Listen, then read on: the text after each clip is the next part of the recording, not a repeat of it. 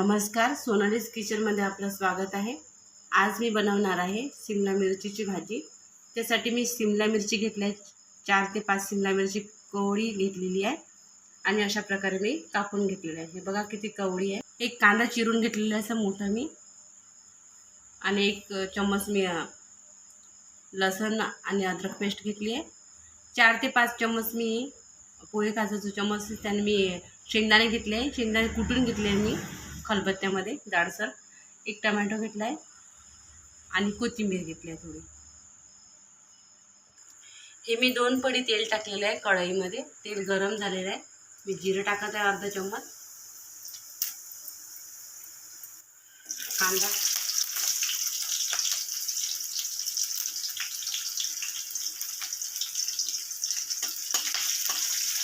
याला तेल जास्त लागत नाही, थोड्या तेलामध्ये भाजी खूप छान होऊन जाते। अद्रक लसूण पेस्ट टाकत आहे,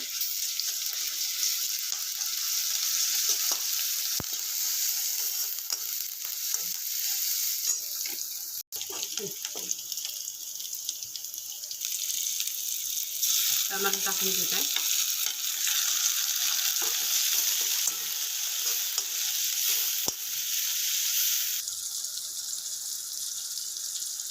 मिरची पावडर टाकत आहे 1 चम्मच,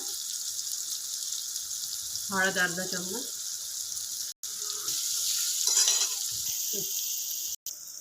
कोथिंबीर टाकत आहे बारीक करून स्वच्छ धुवून,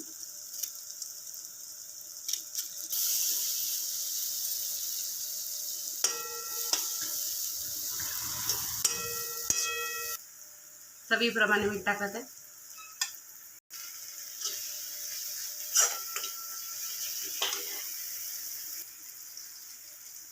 हे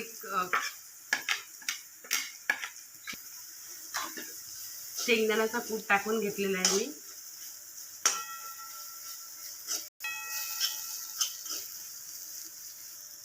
शिमला मिरची टाकून घेते।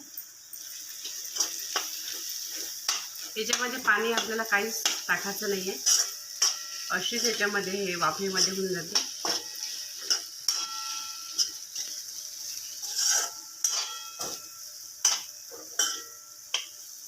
आपल्याला 2 ते 3 मिनिटासाठी झाकण ठेवून घेणार आहे मी।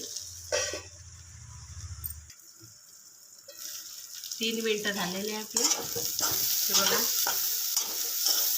आपली भाजी तयार झालेली आहे।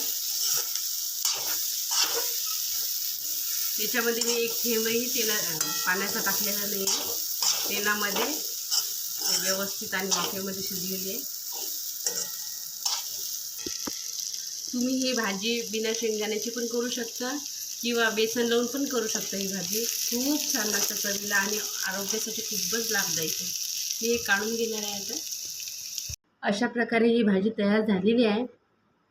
तुम्हाला आवडलं असेल तर लाईक करा, शेअर करा आणि सबस्क्राईब करा। धन्यवाद।